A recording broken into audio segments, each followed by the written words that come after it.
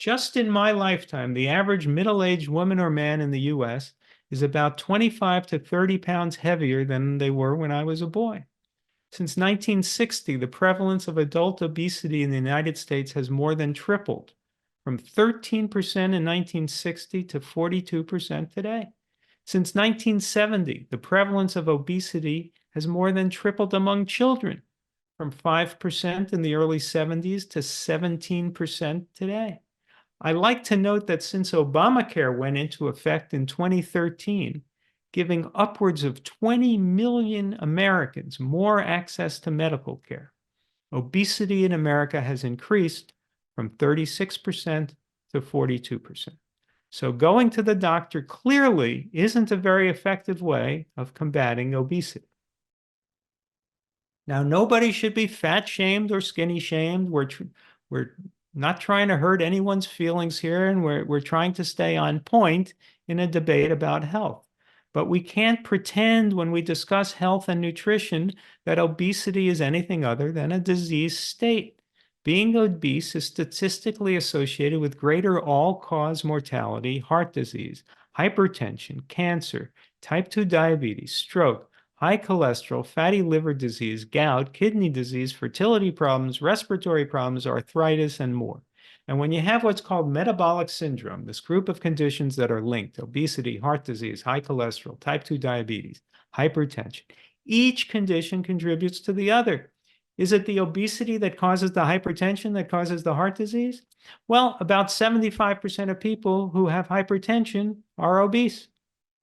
Why are all these diseases linked? Because it's the cheeseburger and the pork that causes the obesity and causes the heart disease and the high cholesterol and type 2 diabetes and the high blood pressure. These diseases are all linked because they have the same cause, which is the fatty, animal-based Western diet.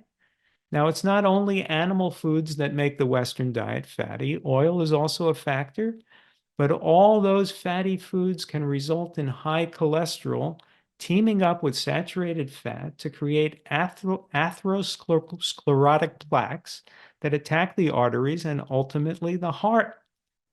Question: of all the mammals, how many develop atherosclerosis? Let me give you now the complete list of all mammals that struggle with atherosclerosis. Here's the complete list. Just like we're the only species to take selfies, it just so happens that we're the only species to get atherosclerosis.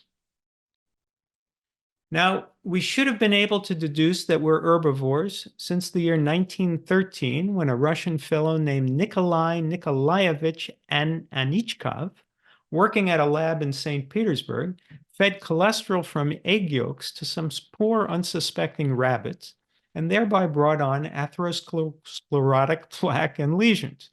And as was thereafter established, it just so happens that when you feed cholesterol to omnivores and carnivores, such as dogs and cats, atherosclerosis never develops.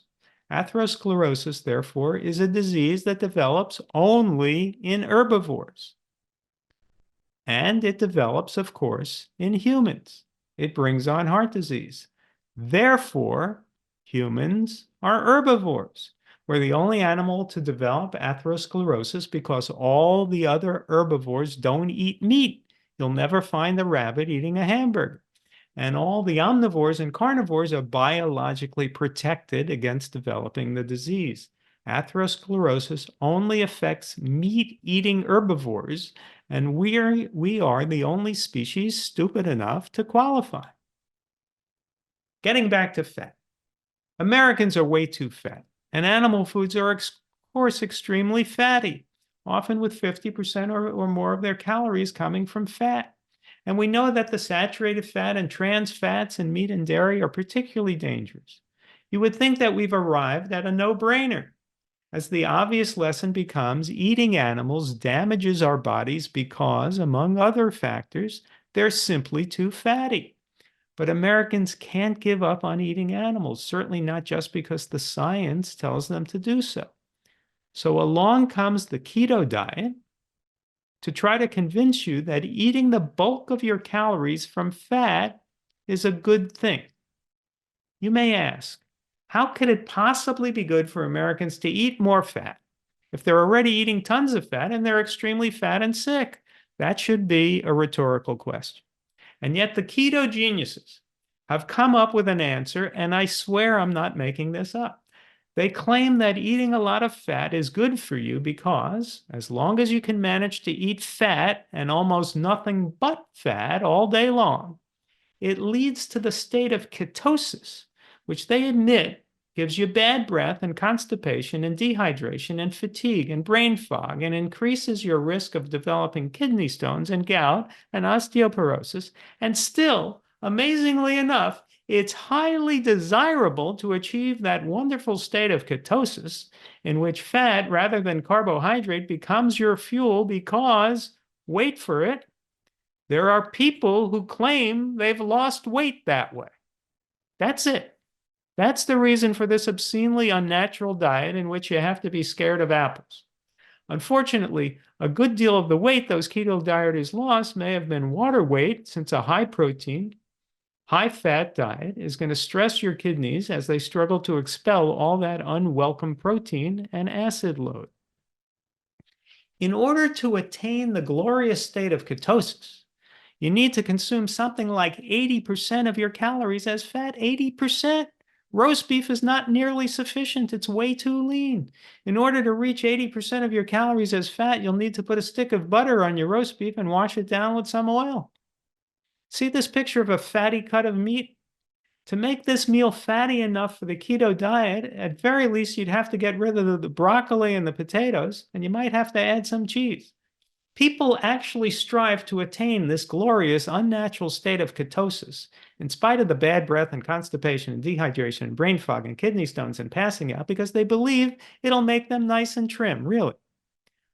I'm sure that some people have lost weight on a keto diet somehow.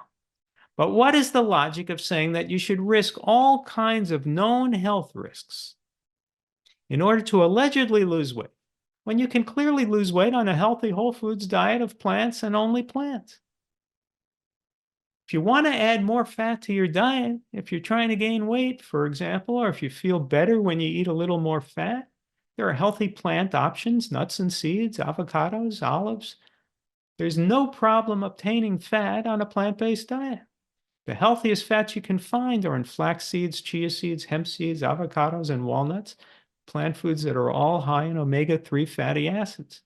The proportion of fat is excessive and dangerous in animal foods, while most plant foods are low fat.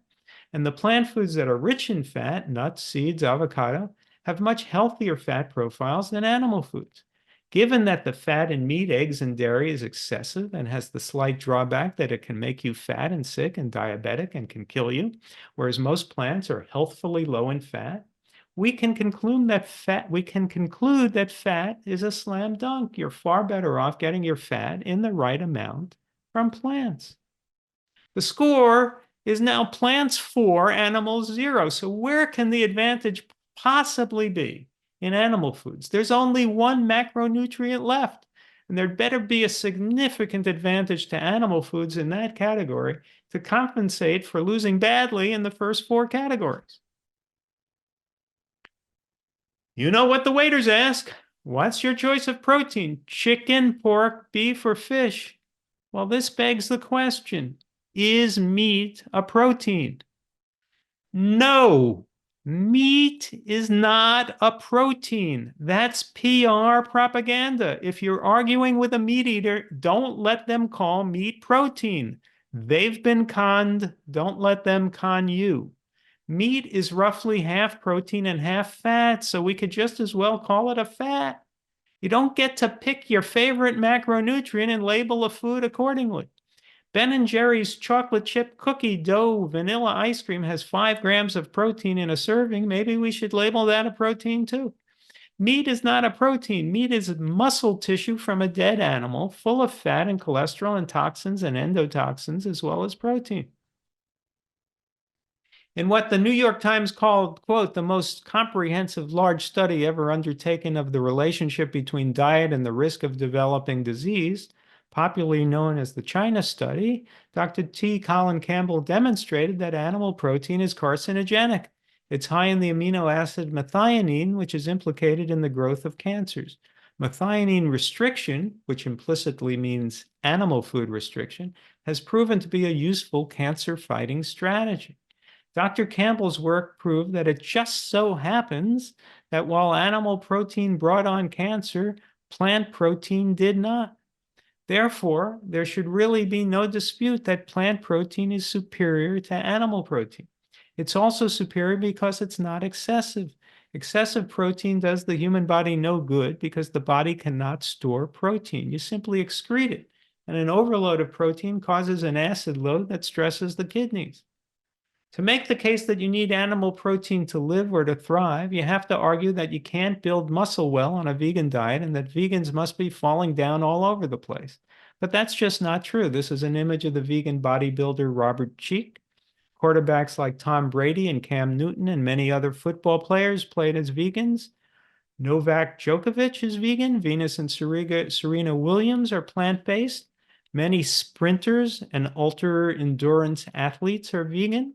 So there's no advantage to animal protein, just the disadvantages of animal protein being excessive and carcinogenic. Conclusion: there is no macronutrient for which you could find an advantage in eating animal foods. The final score of the 5 known and established macronutrients is 5-0 in favor of plants. There is no macronutrient in which you could find an advantage to eating animal flesh or dairy. Now, you could imagine the embattled defender of the paleo or keto diet conceding now, okay, sure, I'll admit the whole foods vegan diet is superior for the 5 macronutrients, but what about the micronutrients?